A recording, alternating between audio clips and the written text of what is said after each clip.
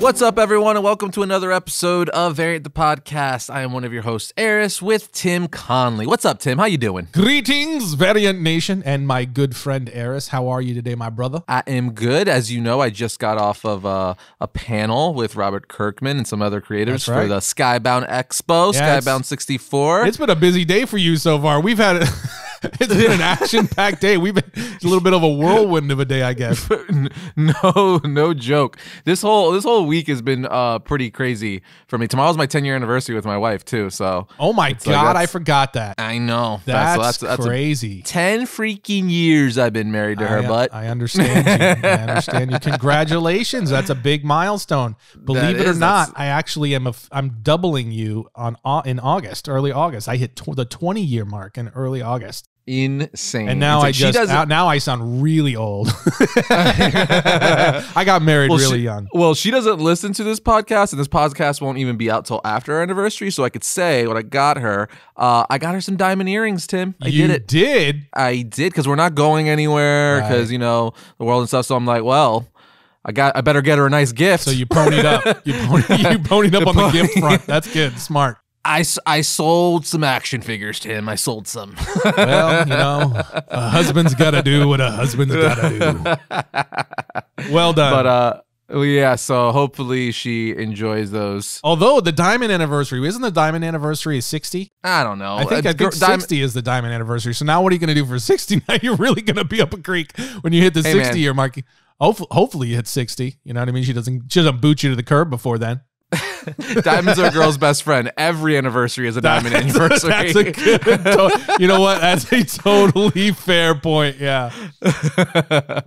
But yeah. Anyway, yeah, it was on the Skybound panel. I was moderating the creating Skybound X panel, and it was super fun, man. I got to chat with Robert Kirkman, Tilly Walden, Irma Canavella, and a bunch of other creators. It was Robert Kirkman is so funny because he's so clearly like the boss man, right? Co-creator of The Walking Dead, Invincible, like he, co-founded Skybound Entertainment as general. So like he's so so one of the Tilly, when I was asking her like what's her earliest memory of Skybound, she said, well, I started reading The Walking Dead when I was 7.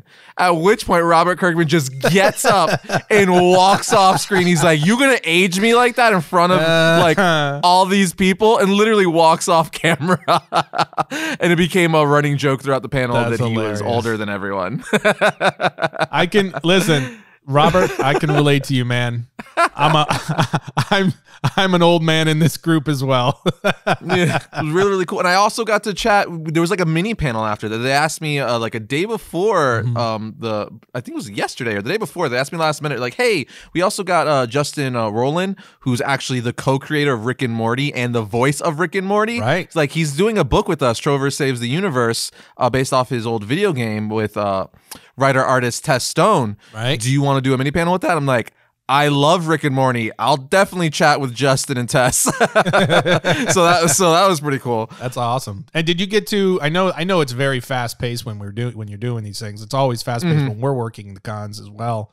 But with it being digital in this way, did you have any time to chat with anyone before or after, or was it just too rapid fire? No, it was too rapid fire. The way they were doing it is like I literally had like a producer in my ear, and they're like counting me down and cueing me, like you got 10 minutes to the next thing and stuff like that. So it was very much like like an anchor for like a news show where you have the person in your ear. It's like saying we're gonna cut to this in like a minute. You got to wrap up. Yeah. But no, they just put everyone. There was like everyone was in a room together, but you couldn't see or hear each other. Only the producers could. So we only chatted while we were actually chatting. But it was a good time. Good time. That's still cool, man. Yeah, and you did a good job. I'll say that in front of God and everyone. You did a great job. Oh, thanks. I was watching. I witnessed the whole thing from beginning to end, and I was like, look at my boy up there talking to people and everything. Acting like he's like a superstar celebrity. Yeah, it was a ton of fun. So hopefully get to do more of that stuff in the future. But Tim, I feel like this podcast is like every week we have to talk about a TV show because we're always watching something, right? Like whether it's like The Falcon and the Winter Soldier, WandaVision, Mandalorian, and the newest thing we've been watching week to week is The Bad Batch. That's right. This is the new one on the docket. And we said this right at the beginning of the year. It's going to be one thing right after the other, and after Bad Batch, we're getting Loki. So it's going to be just continuous. Well, what's crazy is Bad Batch and Loki are actually going to overlap a little bit. Bad Batch, there's going to be a little bit of overlap there for a few weeks because unlike WandaVision and Mandalorian, where they're like 8 to 10 episodes, Bad Batch is 16 episodes. That's right. So we're gonna have at least 4-ish episodes that are crossing over with the Loki being released the same week. So that's gonna be fun. Which is why they recently actually changed the release date for Loki from the 11th to the 9th, and it's going to be dropping on Wednesdays instead of Fridays, so that they're not hitting at the same time. I saw that Hiddleston said that Wednesdays are the new Fridays. That's right. Yeah. I thought that was and I really will funny. say, based on how Loki looks, I will probably be anticipating Loki a little bit more than the Bad Batch. That's not a knock on the Bad Batch. Bad Batch is great. But Loki actually looks like it's going to be pretty dope. Yeah, I'm very, very curious to see what they do and what kind of cameos we see. From the trailer, it looks like we're going to see Black Widow in there, maybe a little bit. So maybe we might get a little Scarlet Joe action in the show. I think we could see a couple of different things because of the nature of the story. It's from when he grabs that Tesseract and he goes back in time, and there's manipulations of time and the timelines going on and stuff like that. So we may see a couple of things in that series. Yeah, I'm very, very excited. Although, like, I don't know, man. Like, I've had such a Star Wars bug lately. Like, it's insane. The Mandalorian. Really have. That's true, actually. Dude, it's becoming like, I've always loved Star Wars, always a massive fan. My dad introduced me, when I was very young, probably like 8 years old. We had the original trilogy on VHS, the ones with all the deleted scenes that you can't get now, the original Lucas cut. Fortunately, I don't have them anymore, but that kind of sucks. But anyway, I've always loved Star Wars, but as of The Mandalorian, man, I've like coming to like really love it. Like, it's top 3 like favorite IPs for me now, and just like nerdy franchises. I've started like collecting a bunch of stuff from it. I'm getting really into it. I'm so proud. More so than again, I've always loved it, but like it's become one of my all-time faves now. But that's just because Filoni and Favreau have been doing such a good job, because I've always loved the original trilogies, and I even like the prequels just because that's what I grew up with. But the newer trilogy, there's some stuff I like, but there was a good amount that I didn't like as well. So I was like, yeah, but now that with Filoni and freaking Favreau on it, they're bringing back all the stuff I loved from a kid. So it's making me be like, oh yes, this is one of my favorite things ever. I do love this so much. You know what I mean? Yeah, it's almost like you're getting to kind of because you weren't even born when all of these the originals came out, right? And so you got the prequels, when you were growing up, but the originals, like you weren't even born yet. So it's like you're getting to kind of live that now in regard to all of these stories that are tying into the originals and are coming with that type of a vibe. Even though a lot of the stuff Filoni does, it has more to do with the prequels than the original series per se. But now he's getting into, he's what he's doing with the Mandalorian, and now what they're doing with the Bad Batch, which is kind of drifting, in that direction.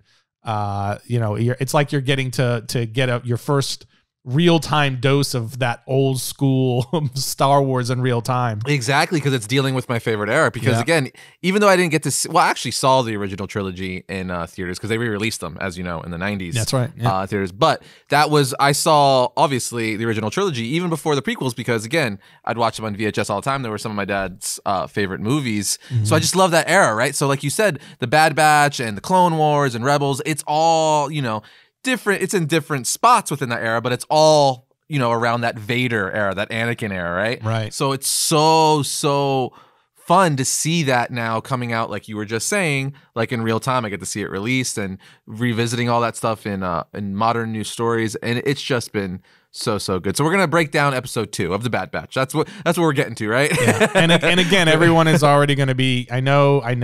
You're already saying episode 3 is already out. We know it's again my fault. 2 weeks in a row, Timothy. It has been a busy couple of weeks for me, and so we are behind. And I promise you, you are going to get several episodes back to back to back and we're going to get caught up here in the next week. And, you know, and this is my promise to all of you in the Variant Nation. But you know what's crazy? Like I've been telling my wife that like May is like the busiest month, even a little in June. It's so crazy because just there's so much going on. I had like my anniversary, this panel, there's some other stuff. And like now, you know, you and I know the next 2 weeks we're leading to a very big announcement for Varian and I and stuff like that. So like we're narrowing down to like some stuff. Things are happening, Tim. Yeah, and for you know, just generally speaking, you know, this year has just been jam packed. We've got a lot of things on the docket that are coming for Variant at large. We do. Some of it is tied into, you know, the announcement we're going to be making here in the next couple of weeks, but a lot of it is just structural and developmental for Variant as a whole. So there's a lot of things going on that you all have not seen yet in the background that is coming here in the next anywhere from 2 to 6 months for Variant. So it's a little bit of a crazy time. It is. And I feel like we say that a lot. And like sometimes like, you know, they're like, well, when is that going to happen? Well, like you said, 2 to 3 months here, summer, but like for sure, one of the big announcements will be on May 28th. That's right. So you can lock that down. That will be a big announcement. And you'll start getting a sneak peek, a peek behind the curtain and start seeing some of the things that are going on. Exactly. I think that'll like open the floodgates for what that is, and then everything else to follow going forward. That's right. Yeah. So fun times, but it's like it's kind of making me like, because I've been very much just like approaching things one by one. Actually, I had a good conversation with Bobby. You know Bobby. Bobby's like my best friend, right? Yeah. So I was talking to him. I was like, I got so much going on, blah, blah, blah. And I'm like, you know, I'm nervous about this thing and yada, yada, yada. He's like, you just got to approach things one thing at a time. Like, don't think about what's coming after. Think of like the most current thing. I'm like, you know what? That's actually a good piece of advice. Like, that's true. Like, just whatever's like closest. So this week it was obviously the panel, so I had to wrap my brain around that. And then after that, it's the anniversary. So just don't even think really much about the other stuff until you systematically start knocking stuff out. So I'm like, all right, now I'm on to the next phase. And then after that, but now it's time to you know, hunker down and start worrying about the next 2 weeks here. Yeah. You know, when you've got that much on your docket, that's the best way to go. If you can, I happen to fall into the category of I always have about 10 things happening at the same time. So dude, it's crazy. It becomes very difficult. You do, and I might have told you. I've definitely been telling my wife. It's like like this year. It's slowly like, you know, things are ramping up for me in general. Just whether it be side projects or other opportunities, and a lot of, like even if things aren't happening, there's a lot of conversations going on about stuff that might be happening. So I'm getting the first real taste of like, you know, I've always had, you know, more than one thing going, but like, oh, I legitimately am like doing 5 different things and I have to, you know, and you get dates and you're like, oh, but that's not going to match with this, or I need to do this. And then that even messes with your personal life because it's like, oh, I have to do this with my kids. My kid's birthday is this time, or my wife wants to get a haircut, so I got to make sure like this. You know what I mean? It's just, you gotta try to balance everything and make sure everyone's happy with you. Yeah. And you feel bad too, because you wind up, you know, you find yourself in positions where you're trying to juggle and you're trying to figure out how to get everything done that needs to be done and fit everything into your schedule. And so you almost feel bad because, you know, you want to prioritize your family at all times. And sometimes you find yourself, because you're so swamped and you've got so many things to do, that you're just like, oh, now I got to go do this thing, you know, I've got to figure out time to go do this thing with the family. And then you have to catch yourself and say, oh, well, no, that's the important thing. I got to, all these other things got to go, you know, they got to take second place. But it is a challenge for sure. It is indeed. So it's going to be a fun year, though. It's going to be busy, but busy means fun. You know what I mean? Busy's good. Sometimes. Because yeah, if you're busy, you're working on stuff, you're getting stuff done, things are happening. Yes. So, right. Glass half full. Yeah. But anyway, Bad Batch episode 2, spoilers galore. We've both watched it. I'm sure pretty much all of you have watched it, as you said earlier, Tim, because episode 3 is currently out, so we're behind. But anyway, episode 2. No, this wasn't necessarily an action-packed episode, but I loved it so much more because it wasn't. Like, this episode was basically all about heart, right? Like, it was really building the relationship between Hunter and Omega. Yeah. And it was a really sweet episode. Like, I didn't think they were going to go that route, especially episode 2, like so soon. Now, given the first episode is 70 minutes long, so it's kind of like we already got 3-ish episodes within the first episode. Right. But still, I was like, you're establishing like this relationship, like, out the gate, like because there's 5 of them in the Bad Batch, obviously, but they're like, no, Hunter, he's the leader and obviously going to be the father figure for Omega, pretty much hinting and telling us by the end of this, like, that's going to be his adopted daughter, right? So it was really, this episode for sure was established. The entire purpose of this episode was establishing the relationship between Hunter and Omega, and it was very well done. Very, very well, very, very sweet. Like nothing was rushed. The pacing was great. It's just good storytelling. It's again, we say it every week, but it's like Filoni and everyone and his whole team that's involved with Star Wars, with Clone Wars, Rebels, everything he works on. It's just the storytelling is so flawless, and you're going to be hearing us say this for the next 14 weeks we have left here, because I find it unlikely that there's going to be anything that's going to be like terrible. You know what I mean? At most, we'll probably have a filler episode, as Clone Wars definitely had from time to time. But that's because that series was so freaking long, man. Like I told you that last week. I think that's my one. It's not even a complaint. It's just like, because there's over 100 episodes of the Clone Wars, right? There's 7 seasons, so it's like given that every now and then they'll do like some filler side story episode where they're like, let's follow Jar Jar Binks and Padme to this planet and do a side thing. Oh, now back to Anakin and Ahsoka. You know what I mean? Yeah. So, but no, I really enjoyed this episode. We got to see more of, it's becoming it's hard to pick my favorite, but like Tech is definitely becoming one of my favorites just because of how like robotic he is, which is ironic because Echo is the robot. You know what I mean? Yeah, he's very straightforward and everything. But he's super smart, so everything is so matter of fact. So he's kind of always like at that one level where he's just like, well, this is the information. Well, I don't know what you want me to do with it. This is what it is. Take it or leave it, So it was fun to see him and Echo try, because in the episode they're basically the Empire is building, right, where everything's on lockdown, so they're trying to sign numbers and codes to every person in the galaxy, that way they could track them, which again, Tech being the genius of the group is like, that's actually genius, because you could follow and have your eyes on anyone if you assign them a number. You know what I mean? True. And I don't know about you, but I was like too soon, way too close to home. So we see them purposefully get their ship, the Havoc Marauder, locked up so they could go in there and get all the numbers and stuff, because the whole premise of the episode is essentially Hunter and gang, the Bad Batch, go to this off planet where they're going to meet their old friend Cut, a former clone with them, but now he's got his whole family. He's got his kids and stuff like that.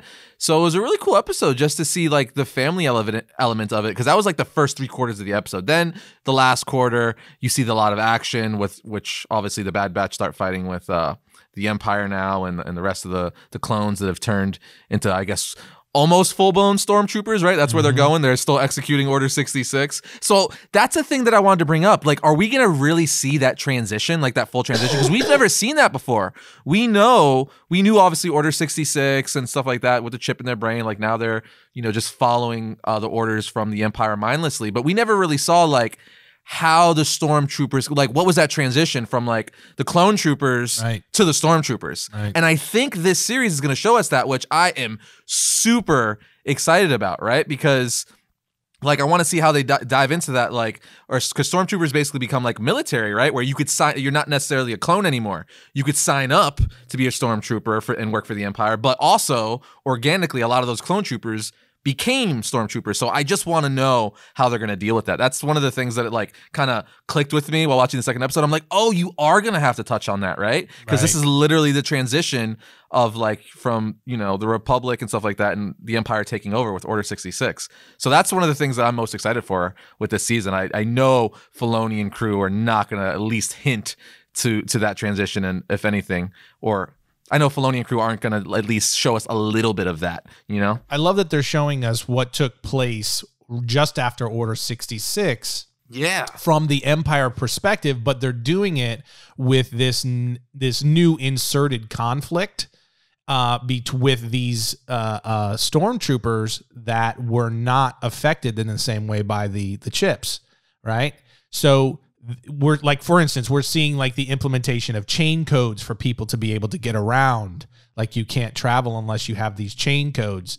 This just the insertion, I love that you're seeing the behind the scenes of, this tyrannical empire seizing control of the entire galaxy, from this perspective of these troopers who were supposed to be, on board. They were supposed to be servants of the empire, but instead are finding themselves going, no, we don't want to be a part of this. This is not what we signed up for. And it's very much reminiscent, the way they're playing. And this isn't new, but it has that undertones of like, what would it have been like to be a reasonable, a moral German, when the Nazis came to power, that type of a thing. So it has that element there, and you're seeing this conflict that's been inserted into that, where you have these stormtroopers, and now in this most recent episode, not just the Bad Batch, and the members of the Bad Batch, but also you have, we see Cut reappear in this, and they go to him for help and kind of shelter.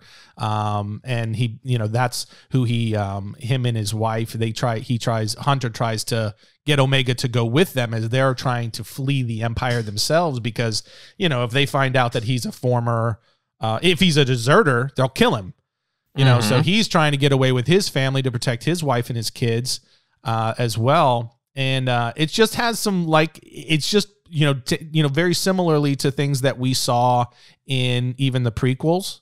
It has those kind of familiar conflicts in there. But I love the insertion of, now we're seeing it from the perspective of the Empire, and what would it be like if, like I said, you were a German who realized, like, I don't want any part of what's going on when the Nazis came to power. And it's that type of a play. And I think that makes it way more compelling than an animated Star Wars series almost has a right to be, but it is, and that's pretty awesome. Well, that's the great thing about like Filoni and the Star Wars animated universe, right? Because that's what made like the Clone Wars and Rebels and so successful, was they capture that Batman the Animated Series vibe, right? Where it's clearly for kids. It is a kid show. Like Filoni has been very vocal, stating several times that like Lucas has always intended that Star Wars first and foremost is for kids. Now, with that said, that doesn't mean you can't tell compelling stories, that adults are going to enjoy as well. And I think that's what he and the rest of the team have locked onto, which is making every animated series they work on so successful, because they're doing that Batman animated series thing where, yes, this is for kids. This is a cartoon series for children, but it has a lot of adult themes, a lot of mature elements where, naturally us adults are going to enjoy it too, because it's for kids, but it's really for everyone. You know what I mean? It's not like freaking watching, I don't know, Teen Titans Go, where that's clearly like, okay, there's no funny show, right? See why people like it, but there's no depth there. That's just like, we're gonna make a fart joke. You know what I mean? So it's not exploring like relationships and good and evil and all this stuff, which I actually think doing that for these shows, it's good for children, right? You need to know like all these aspects of life, like good, evil, like love and all that stuff like that. It kind of teaches you in a weird, I'm not saying it's an educational show, but it, for kids, it kind of like teaches you like, hey, these are things that exist. You will have to go through this in life. This is a thing, Without question. It's that whole concept of like, obviously children should be learning from their parents, their elders and so forth, good role models in their immediate life. But, the reality is that we all watch television from an early age. And that was one of the things very similar to what you referenced with Batman, the Animated Series. That was one of the things that I just thought was so brilliant, and why that show was such a success. Not so much just that, older people could watch it too, and enjoy it just as much, but rather they didn't talk down to us as kids, right? They didn't treat us like babies, in the sense that they inserted some, pretty heavy-handed top subject matter at times.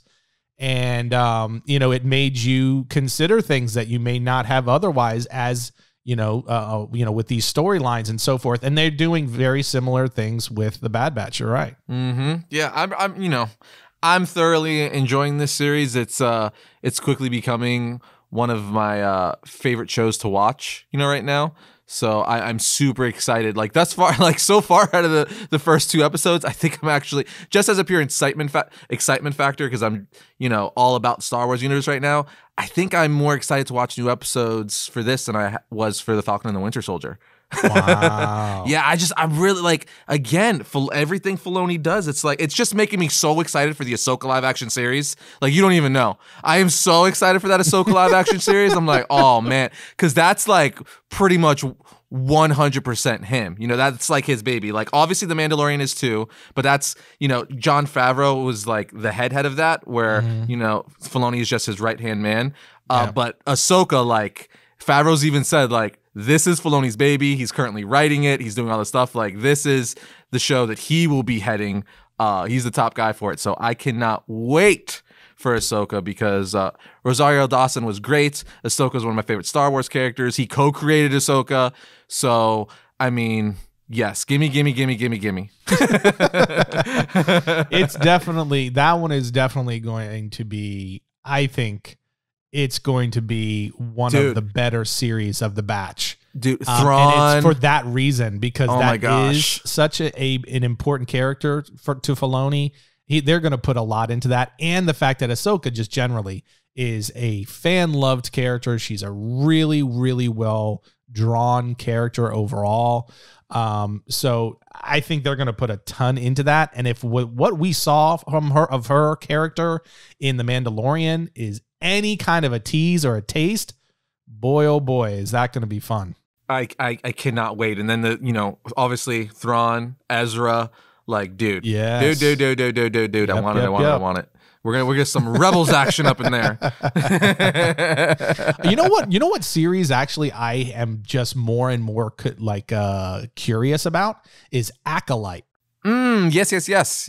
I know we don't have any fully fleshed out castings and all that kind of stuff, but in terms of the story and this kind of like real dark mystery detective story inside of the Star Wars universe, it's just got some really interesting undertones. I'm very curious to see what they do with that series. As am I. But did you know, speaking of, since we're talking about Star Wars, they're currently filming Obi-Wan right now. They're currently filming that. They're actually well into filming and production. Yeah, they've been filming for a while. Yeah, you're right. I actually just saw Ewan McGregor on Kimmel, and they were talking about it. And Ewan was actually in a green room on set because he had, he's living there for the next like 2 or 3 months because they're filming the series. But he alluded to that they filmed a very special scene on May the 4th that may be a character he's closely tied to, which of course, everyone and I was like, Vader. Exactly. Yeah. Anakin Vader. Yeah, man. Dude, if they don't give us another, well, I think they've kind of already hinted at it. They alluded to it. Yeah, what you're going to say. Yeah, that they're going to have, that those two are going to clash one more time. Mm-hmm. And man, you have to. Oh man. And if, you can't do this series without it. No. And if they do, every single Star Wars fan will be so upset. Yeah. If they do that. And there's even the potential that we may not just get Vader. We may also get Darth Maul. I know. Those were early rumors too because of where this takes place in the timeline. Yep. He ain't dead yet. He's still alive. So man, if that happens, boy, oh boy. And I'm not sure how that would play out because obviously Darth Maul would be much older by that point. Well, I shouldn't say much older, but he's a significant amount older. Right. But he's probably around maybe a little bit older than Vader. Well, it's supposed to, if rumors are true, it's supposed to, this is going to be spoilers, guys. Spoilers for Rebels and all the Clone Wars and all that stuff. It's supposed to set up like, basically what, because obviously in the prequel trilogies, Darth Maul kills Qui-Gon, right? So this means Obi-Wan's super, super, super pissed. So like in this series, they're saying that Darth Maul and Obi-Wan have another battle because obviously they're going to fight, which would lead to the ultimate battle they have where Obi-Wan ultimately kills Darth Maul. So this is kind of like round 2 of round 3. You know what I mean? So yeah. I would imagine that Darth Maul is going to get the upper hand on Obi-Wan so that way in the end, which we already know happens, Obi-Wan is victorious when he kills him once and for all. Can you imagine if we get to see Vader go up against Maul? Could you imagine? Or like them just those, like, because Siths are constantly battling each other. dude, or just, man, even just side by side, even if they're working together, like just seeing both those characters on the screen at the same time. Oh my God, I don't even know, dude. I don't even I'm know. getting goose pimply. Dude, those are legitimately, those are like, I'm sure I'm not alone here, but those are like my two favorite characters as far as Siths go, right? Sure, yeah. It's Vader and Maul. You and about like 60% of the entire Star Wars population, yeah. And then like Revan and everything else. But that's for a reason, because they're just so, I mean, oh man. Brilliant. Vader because he's freaking Vader. I mean, it's like, right. You could argue that Anakin is Star Wars, right? Like it's all about his story. Right. But then Maul, like when they introduced him in the prequels, when we all saw him in the trailer, that first trailer for Phantom Menace, and he just puts his arm out and both ends of the lightsaber ignite, the world was like, "What? You could do that? Like what? You could do that?" What that was is before, even happening? Right? Because you got to remember, this was before they started introducing all these crazy lightsabers like that. There was some in the Dark Horse books, but we never saw anything like that live action. This was the first time we saw like, wait. So you're trying to tell me there's lightsabers out there that are different than just like one blade? And so this was the first time that George Lucas really got to let his hair down in terms of his Star Wars universe, and where he's just like, okay, we're gonna explore some things now. And then obviously from there we've gotten like all kinds of different cool lightsabers and stuff like that. But that's what really set it off. So Darth Maul is like imprinted in like Star Wars fans' DNA, and he just looks cool, right? Like you just look at him, you're like, that's a bad guy. He looks awesome. You know what I mean? Like that's the whole point of his design. But man, that Obi-Wan show, Tim, I don't even, that and Ahsoka, those are the two. Obviously Mandalorian season 3 and Book of Boba Fett, there's just so many. We're spoiled. And it's all taking place in the past. My favorite era of Star Wars, it's all in the past. Thank you, freaking Filoni and Favreau. Because The Mandalorian's what spawned all this. The success of The Mandalorian is the reason why we're getting all this. They're like, oh, you guys like that? You'll give us money? Okay, we'll do more. You know what I mean? You know what I would love to know? What I would love to know for sure? I would love to know if the all of these series that we're getting for Star Wars, if they already kind of had a generalized docket or idea of like, this is the direction that we're going for Disney Plus with Star Wars, or if it was just Mandalorian and then it was, let's see how this works. You know what I mean? If the Mandalorian is responsible for, okay, this is going to work, now we can explore all these other ideas. Or if it was, okay, they were always kind of intending to do a bunch of other things. Or were they intending to do something like the High Republic, you know what I mean? And Mandalorian threw a major monkey wrench in it, and it branched. That's what caused the split to where you have like these two factions now going on. I really would love. We're probably never going to find that out for sure, unless you know someone on the inside. But I would love to know that, because obviously, The Mandalorian salvaged a lot of the relationship between the OG Star Wars fan base and the existing Star Wars command center, if you want to call it that. I haven't said this yet, but I'm going to say it. I think The Mandalorian is the closest thing to perfect we're ever going to get with Star Wars. Sorry, I said it. It's out there in the world. I mean, it's not a bad assessment. It's not a bad assessment. It is, I think it's as close to and this is a big statement. This is probably equally as like jarring maybe for some. Dun, dun, dun. I think it's the closest thing to like The Empire Strikes Back. Oh, you are saying some words, huh? that you can get in terms of new Star Wars content. So, and what I mean by that, obviously, just to clarify, is The Empire Strikes Back is up until The Mandalorian, up until now. I would say to this day, right now, The Empire Strikes Back is the standard for Star Wars, what Star Wars is, and Star Wars films, right? Mm-hmm. Mm-hmm. And The Mandalorian, I think, really tapped what Filoni and Favreau have done. Obviously, I should have said Favreau first because it's his baby, but what they've done with The Mandalorian and how they're building that out. And I would even go so far as to say what Filoni is doing with building out the Clone Wars and Rebels and now into the Bad Batch and so forth. What they're doing is they have directly tapped right into the vein of what they did with The Empire Strikes Back, which again is the standard for Star Wars amongst most Star Wars fans. And I think that pretty much says the same thing that you're saying, which is that it's just, I wouldn't say that it's perfect, but it is done the best job. It's done the best job of tapping into whatever that thing is for you as a Star Wars fan that makes Star Wars such a huge, a huge franchise for so many people, and what has us coming back to that well over and over and over again. And I say that because it's something different for everybody. Everybody's, there's certain things that are universal, but everybody has a different reason of why it, connects with them personally. But The Mandalorian, and we're not the only ones saying this by a landslide, obviously, which is why, it's so popular. But it is definitely right there. They cracked the code. We can put it like that. They cracked the code of what Star Wars is, what it and what Star Wars fans are looking for. And it shows in the numbers like crazy. For sure. Yeah, I think there isn't enough good things we could say about these Disney Plus like Favreau Filoni shows. You know what I mean? They're just so.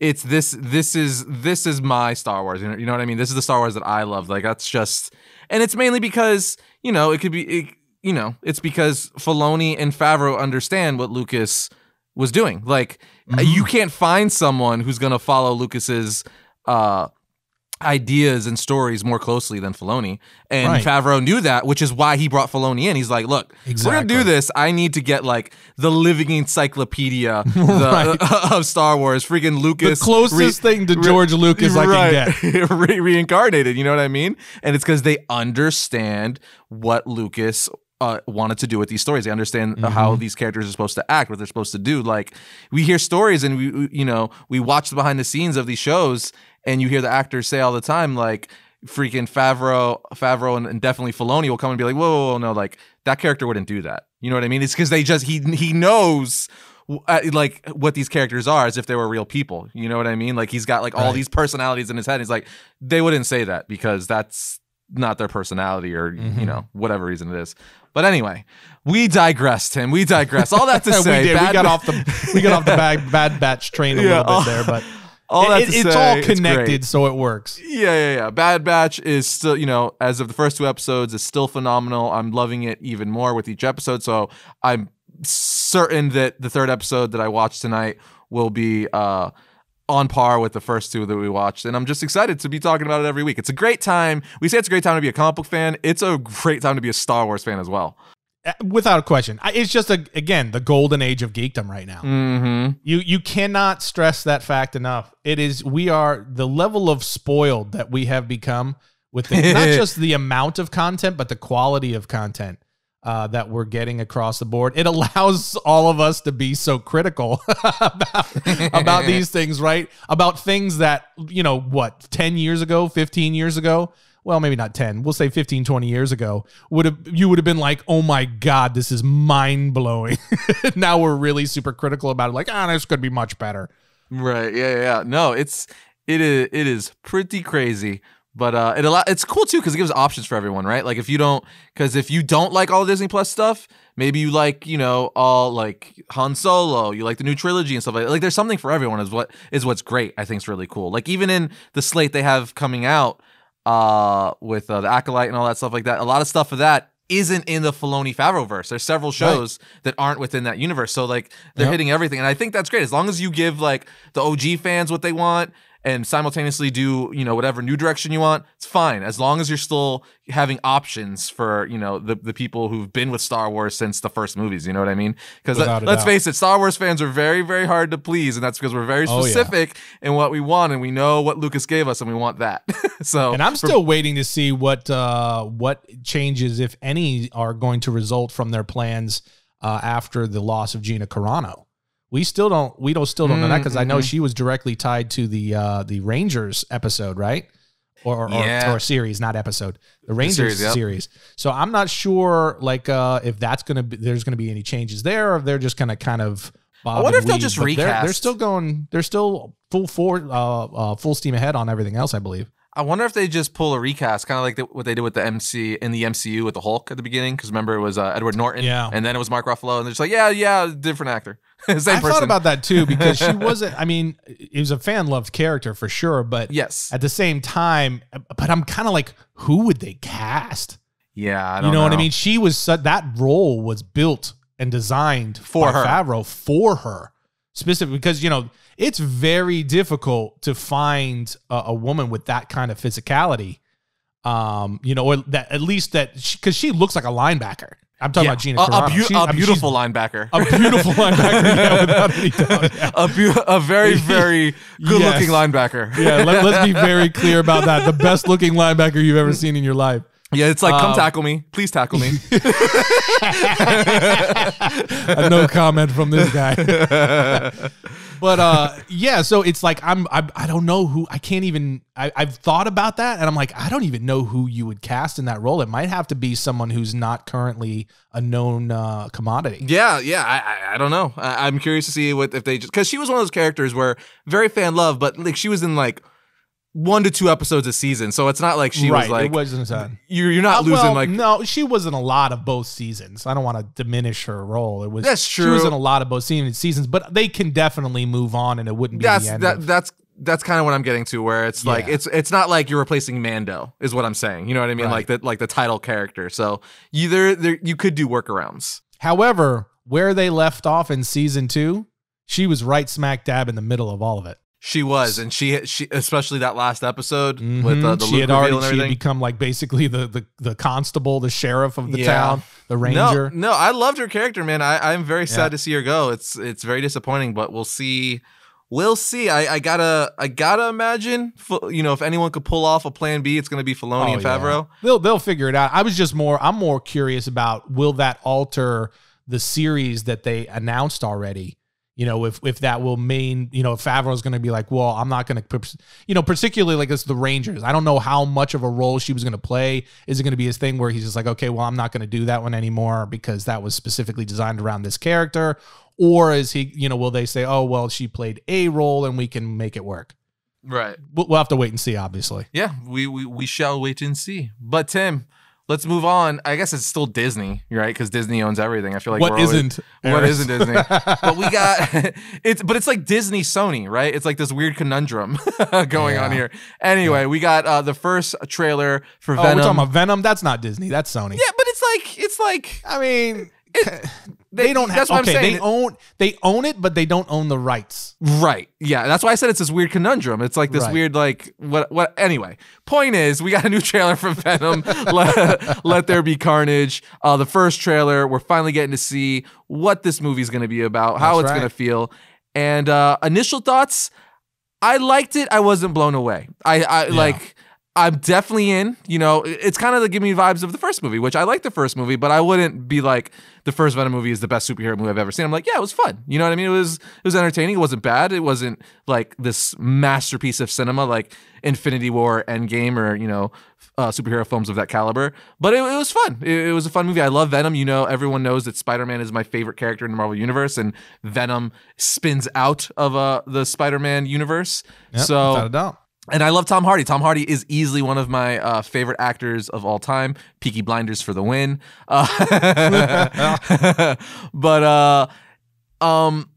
yeah, it was I don't want to say it was underwhelming. It was just I want to see more because again, I liked it. I think the look for oh my gosh, I'm forgetting his name. Woody Harrelson, who's playing Cletus Cassidy, aka Carnage. At the end of the first Venom movie, you said it in one of our podcasts from a long time ago. You're like, dude looked like he was wearing a Ronald McDonald wig, like a straight up like, really, yeah. Like it didn't look that great. But this time he looks cool. Woody Harrelson is a fantastic actor. But with that said, I'm like, he's a great actor. But I'm like, Cletus Cassidy, I don't know. For some reason, I know that the popular pick for Cletus Cassidy was always Jim Carrey because he's like lanky and slender, and he's a good actor. He could be crazy. But let me tell you something. That would have been much worse. But Woody Harrelson, he looks good from what I've seen. I'm very curious. It looks a lot better than that brief scene we got from him at the end of the first Venom movie. Obviously, Venom looks great. Carnage looks super dope with they're giving him all the tentacles and stuff like that. I really hope we see, as we see more footage of him, that very distinct red and black camouflage pattern that he has. You could see it in the trailer, but it's kind of dark. I really want that red to pop, you know, for me, just like in the comic books, because I think that'll make him stand out that much more. I don't want it to be just, you know, it's dark because he's a monster and he's an alien. He's got to live in the, you know, in the shadows. I'm like, no, I want, like, when he's out there, like, I want to see that red. That's what makes him Carnage. You know what I mean? And I definitely want to see all his little symbiote constructs. I'm hoping we get to see his iconic axe construct that he always uses to chop people in half and things in half, the spikes and all that good stuff. You know, I'm excited. The voice at the beginning threw me off a little bit. The Venom voice. Right. I think you agree with that. I think that's one of the things you told me when we were talking about this through text. Yes. But in the beginning, he was like, it was Venom trying to match that voice that he was singing on the radio. So I'm giving it a little leeway. But yeah, you know, it's one of those movies where I'm excited for it, and I hope it like blows my mind, because there's been lots of stuff like that, like the freaking Superman Lois show. I was like, yeah, it looks cool, but I wasn't super excited for it. Then I watched it. I'm like, oh, this show is awesome. Like, I am all on board the Superman and Lois CW show. That show is great. So I'm hoping Venom is like that, or the second Venom, Let There Be Carnage, is like that too. Because again, I like the first one, didn't blow me away, and from this trailer, I'm like, yeah, looks cool, but I'm not like, you know, I'm not like with the Bad Batch or anything like that. We're like, oh, this is gonna be amazing. I'm just like, yeah, I hope it's a lot of fun. What do you think? Basically, I mean, you know, as you said, the first thing that stood out to me, like right from the beginning, was the voice for Venom. I struggled with that pretty good throughout the duration of the trailer. I just kind of came off as a little bit hokey for me in the trailer. We'll see how it plays in the actual film. I am really anticipating this film for a couple of reasons. One, I love the idea that you have Tom Hardy playing the hero in Eddie Brock here, but you've got now Woody Harrelson countering him as this, not just a villain, one of the darkest, most deranged villains in all of Marvel Comics, in my view.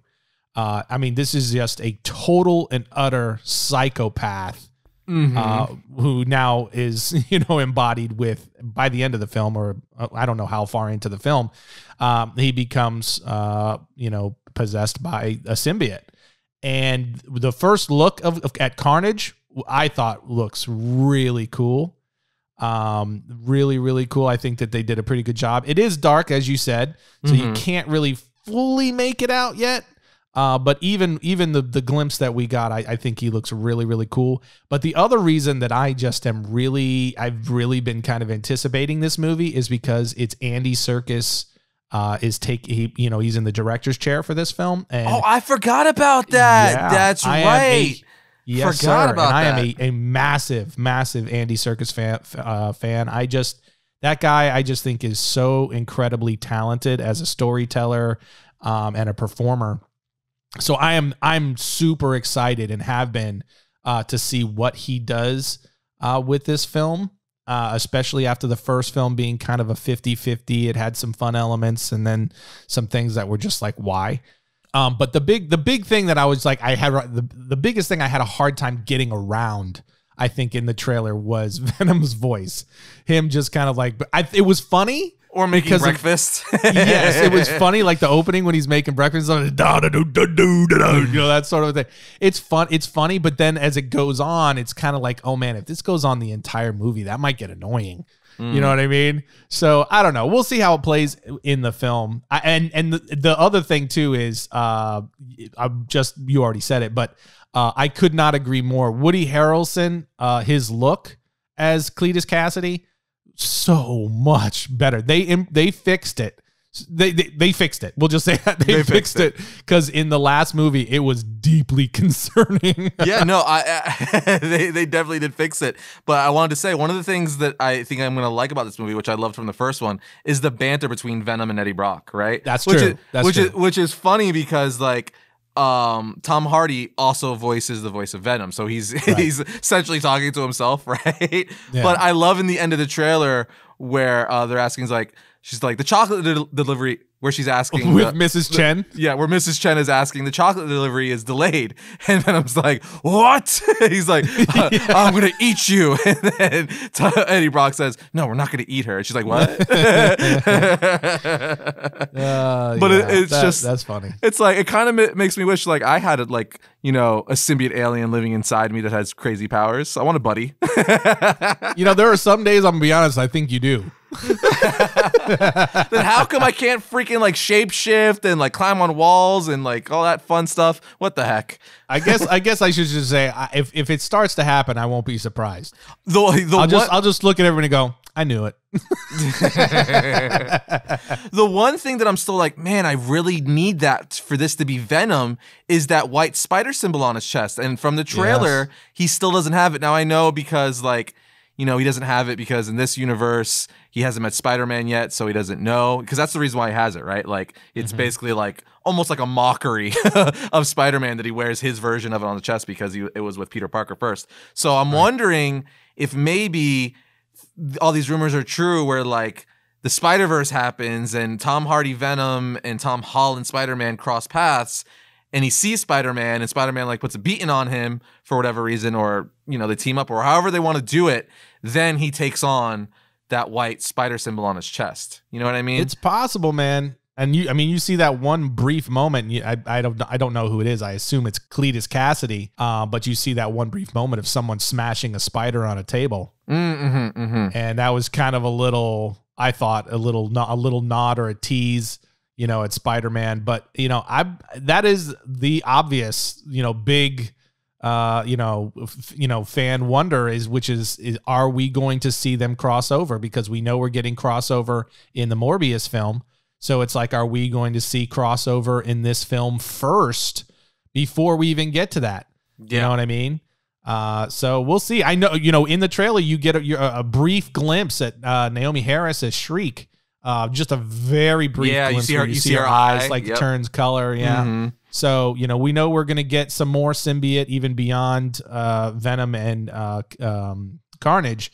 So, but that's the big kind of lingering, hovering question, right? Is are we going to see Spider-Man crossover with Venom? And I think everybody probably feels the same way, which is that we kind of hope so. Because I know I, for one, would freaking love to see Tom Hardy go head to head with Tom Holland. That would be great. Crazy. That would be great. You know what though? I will say this too. I do not want to see them do too much in this one film though. I don't want to see. You know what I mean? So I want them to give the rivalry between Eddie Brock Venom and Cletus Cassidy Carnage its proper due and its proper attention. So, especially now that we know we have Shriek being introduced, we don't know, how big of a role that's going to play or what role that's going to play. So if you now are inserting that too, it's like, how big would that be? And I just don't want them to do too much. I hope they don't do too much or haven't, because it's already done. So maybe like an Easter egg or a post credit scene or something like that. Yeah, I'm super excited for that. But speaking of other symbiotes being introduced, there's another symbiote besides Shriek that we see in this trailer. As we know from the comics, Detective Mulligan is Toxin.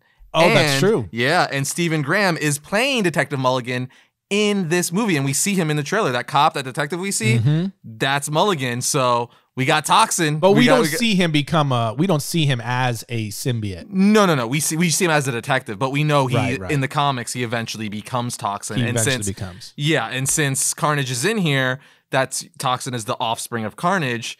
We could assume that that's where a third movie would go if we get one, right? That's what they're setting up. They're planning all these little nuggets in case the franchise keeps going, which I gotta assume it's gonna. I would think they're gonna round out the trilogy if it's any bit as successful as the first one. I mean, you would like to believe that anyway, right? Yes, but especially I'm curious because I forgot that Andy Serkis was directing it until you said it earlier. That's right, that's a thing. So now I'm super curious. I wonder, how that tone, how much of a tone shift it's going to be. I know, obviously, we've already seen the first trailer, which it doesn't seem like it's shifting too much, but, there's been several times we see a trailer and the movies are completely different than what the trailer was telling us. My God, yeah. So happens all the time lately. So I'm curious to see, very, very, very curious to see what's going on with that. But as am I. And even when it comes to Toxin, I hope that they just introduce, Mulligan and they just let it ride. And we don't see him become Toxin in this film, or maybe it's right at the tail end. You know what I mean? Again, I just don't want him to. I don't want to see, very similarly to like a BVS, right? I don't want to see them do too much. I want them to give the story between Venom and Carnage its due, and not be trying to do too much at the same time. Right. Yeah. No. I agree, because we don't want another Spider-Man 3 fiasco, right? We don't want that emo Spider-Man. that's yes. Yeah, I had forgotten. I washed that one from my memory. No, Tim, that will. Although I will say, just a couple of weeks ago, I don't know if I told you this. I put that on with my kids to show them the scene where he goes into the nightclub. Yeah. They had never seen it. Because from the time they were little, I just said, just pretend that one doesn't exist. And but I put it on there just to see their reaction. Dude, it was classic. Their reaction to that scene where he goes in there to try and make Mary Jane jealous. Dude, it is so beyond just the question of what happened here. How did this make us, like, I almost felt like watching it and seeing my kid's reaction. I was like, this is almost as if Sam Raimi was trolling someone when he was making this out of spite. That poor film, right? I saw, that was my birthday movie, dude. I saw that in theaters for my birthday. Oh man, that's a thing. But so funny. Anyway, so funny. And if you don't know what we're talking about, just go find Spider-Man 3. Oh, I think everyone knows Tobey Maguire. I think everyone knows. Go find it. Yeah, it's infamous now. It is infamous. It's incredible. The best involuntary comedy of all time. God, there was just, a lot of what was wrong with that movie is they were forcing a lot of that stuff on Raimi. Like, he didn't want to introduce like all those characters. They were just like, this movie has to have Venom. Like, it has to. He wanted to go a completely different route. If I remember correctly, he wanted to go do Vulture, but they're like, nah, Venom. Yeah. You gotta do Venom. So, and that's why I say it's so bad that it really does make you wonder if that was a troll. Where he's just like, oh, you want to do all this? You think this is good? Okay, I'll make that. Yeah. I think, and then he made it, and they were just like, oh, that's perfect. And he's like, He's seeking superhero redemption with Doctor Strange and the Multiverse of Madness because he's directing that. Yeah. So I think, and I'll be honest with you, that Spider-Man 3 was the single reason why, as soon as I heard that he was slotted for that, I got concerned. But that wasn't it. Again, that wasn't it. He was forced into that by the studio. Like, his hands were tied in that sense. Yeah, but he still made it. Yeah. But Sam Raimi's a good director also. He gave us the first two Spider-Man movies, and he's done like, a ton of other stuff he launched him into success. So I like Sam Raimi. He's done a few things. I will definitely give him the benefit of the doubt. Army of Darkness. Working with Kevin Feige, it should be more than fine. Because especially with the Doctor Strange Multiverse of Madness movie, they say it's going to be like a horror-esque movie, and that is Raimi's wheelhouse, right? Where, especially for the MCU, where you're not going to go full-blown horror, right? Which Raimi never does, Army of Darkness, where it's always like that comedy horror, like that kind of like tongue-in-cheek, a little lighthearted horror. So I think he's going to be perfect for that. But that kind of concerns me though, because I don't want the tongue-in-cheek, lighthearted horror, and that was why when they cast Raimi, oh really, even his connections to the horror, it has its place for sure. It's just with Doctor Strange, I'm not thrilled with that concept. Well, it's because you can't. I feel like they're still trying to keep it a little lighthearted and friendly. You can't go full blown horror. I think that you can. I think that you can keep it PG-13 and keep it to where it's not too dark, but not get too playful with it either. And Raimi's his style is really playful, and that's not Doctor Strange, and I didn't really want to see them go that direction. And again, this is my personal taste, but that's why I like Scott Derrickson in that role directing that, and it kind of it made me a little bit concerned when you found you got the typical like creative differences departure with Derrickson. I will say Scott Derrickson was I wish that would have stuck. I will agree there. He did a great job with the first one, and he has a horror background, so I wanted to see what he would do if allowed to expand on that element inside the Doctor Strange, universe. So I'm kind of like, that was a disappointment for me. But it was also the fact that it was the typical like creative differences and he left that made me go, oh man, what are they trying to do with this? Are they trying to go the Thor Ragnarok route with Doctor Strange? You know what I mean? And do like this, kind of the playful horror sort of a thing. And I don't know. Well, obviously we're going to give it more than the benefit of the doubt and we'll see how it plays out. I'm sure it'll be fine. But those things did make me concerned for it. Yes. But this brings us, Tim, I love ending episodes with a certain director whenever I can, right? It brings me joy in my heart to talk to you about this certain usually director. Things that bring you joy bring me pain. But we got some more. If you could believe, the Snyder Cut's out, right? There's no more release the Snyder Cut. It's done. It's out. It's been out for a while now, right? But Snyder is still giving us teases of the possible second and third Justice League, and even stuff that didn't make it into the Snyder Cut, funny enough, right? So incredible. So he was recently on a panel, and Snyder being Snyder, he's got a tease, which I gotta give him credit, man. I want to see this stuff, right? Tease all you want.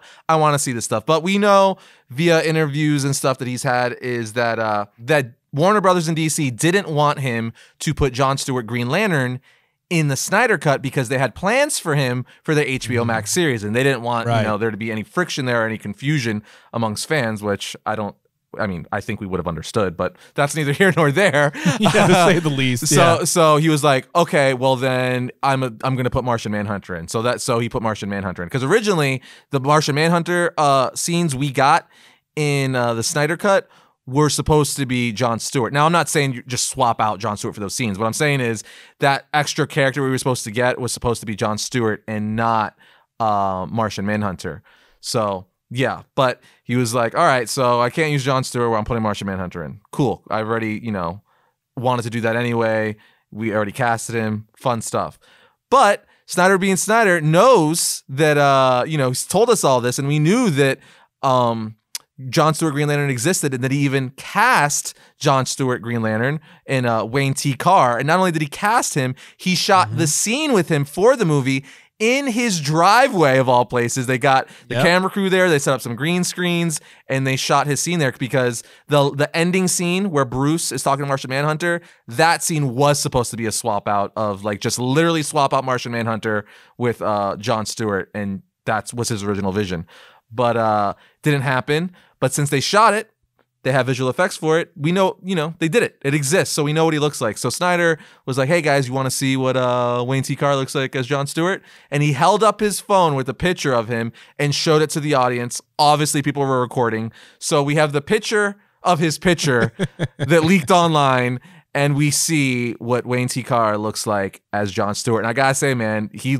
John Stewart. He looks like John Stewart. Like if John Stewart, just like John if John Stewart was crazy, real, actually. Wayne T. Carr is John Stewart, which makes me like, it's weird. It's like bittersweet, because I'm like, oh man, if I really, really wanted to see this in the movie, but at the same time, if we saw this, we wouldn't have gotten Martian Manhunter. Dang That's it. True. So it's like, and I like Martian Manhunter a little more. So I guess if they were to ask me, like, Arris, you make the decision who makes it in the cut, I still would have picked Martian Manhunter just because I like him more as a character. But man, it would have been cool to get to see this in the film as well, because again, first, it's Green Lantern. Second, it's John Stewart Green Lantern, and it looks awesome. It looks like John Stewart come to life. What more could you ask for? You know what I mean? Yeah. That was the biggest shock for me, is how much it looks like him. The resemblance of John Stewart Green Lantern in comics, it was pretty spot on. So kudos to Zack Snyder on that, and no one can ever accuse him of not loving spoilers with fans. This dude, it is remarkable. He's just an endless well of, want to see what else I got? Dude, it's crazy. It's pretty great. So you can look that up online, just Scott Snyder, Wayne T. Carr, Green Lantern. I'm sure it'll be one of the first things that comes up. The one thing I will say that I noticed, do we know are they going to keep Wayne T. Carr for what they're planning to do with the Green Lantern Corps? I have no idea. They've only cast Guy Gardner as of now. No news on casting for John Stewart. So I don't know. It's interesting. I wonder if they will maintain that or if they'll recast it. Man, I'm torn because like I'm holding hope for Justice League 2 and 3. So it's like I could just want them to hold on because he would definitely find a place in those films, I would imagine. But the one I have relinquished any hope of that happening. Hey man, it took like 2 or 3 years to get the Snyder cut, so we got a long ways to go. There's a long fight ahead of us, Tim. These people there's no way. Like Ben Affleck, you think Ben Affleck's gonna wait another 2 or 3 years before? I don't know. No way. We'll see. But what I do want to say about this image is I found it funny that one of the most hated things about the Ryan Reynolds Green Lantern movie was his CGI suit.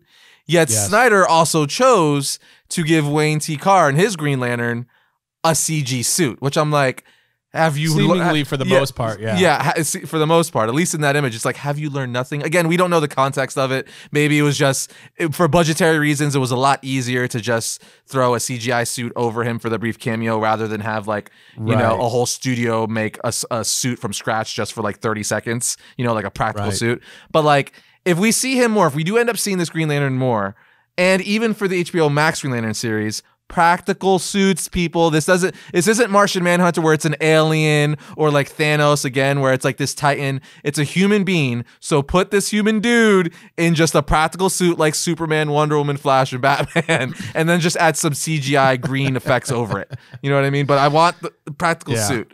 So yeah, that's my only gripe. They've done it with almost every other character other than Martian Manhunter, so why not? That's what I'm saying. And like, again, I get it for like Hulk, Thanos, Martian Manhunter, like those characters, they're literally different, like they're monsters in different species. But John Stewart is literally just a dude. He's a human guy. So put him in. We don't know. I mean, if he may have gone with a hybrid where it's part practical, part CGI. So we don't really know. No, there's behind the scenes of him in a freaking mocap suit on the green screen. So it is fully. It's fully CGI. We know this for a fact. For a fact, all those pictures were officially released by Snyder in his drive. That's how we know it was filmed in his driveway. He posted pictures of him filming it on the green screen in his driveway. With maybe that was just because he didn't, the budget. He didn't have the budget for that. Well, that's what I just said. Yeah, that's what I was saying. I was saying, if like he had expanded on it, he may not have done that. Right. No. Yeah, that's what I just said. I said it probably happened because he didn't have the money to make a whole suit for scratch. It was a lot cheaper to do CGI for 30 seconds rather than make an actual practical suit from scratch. So who knows? But either way, he looks dope. It's even got the Green Lantern logo on the chest that's like hovers above the chest, just like the comics. Very Green Lantern Rebirth style. So there you have it, guys. Not much more to say besides it's out there. Yeah, it's out there. And we know what it looks like. And for fun, and just by coincidence, by the way, we just released a History of John Stewart Green Lantern episode on the main channel. Dude, so, that is coincidence, huh? Look absolutely. at that. I couldn't believe it. It literally happened within hours. The freaking We already had timing. it shot, done, ready to go live, and he leaked this out into the world. So it was like, oh, how fortuitous. So there you go. So now if you want to know more about John Stewart Green Lantern, we've got a History of episode up on the main channel. Go check it out. Look at that. Amazing. Shameless plug. Yeah, right. But with that shameless plug, I think we should wrap up today's episode. Yeah, I think we've about covered it. You know what I mean? We've blowharderied up the show a bit. But with that said, guys, we'll see you next time. We talk about all things comics.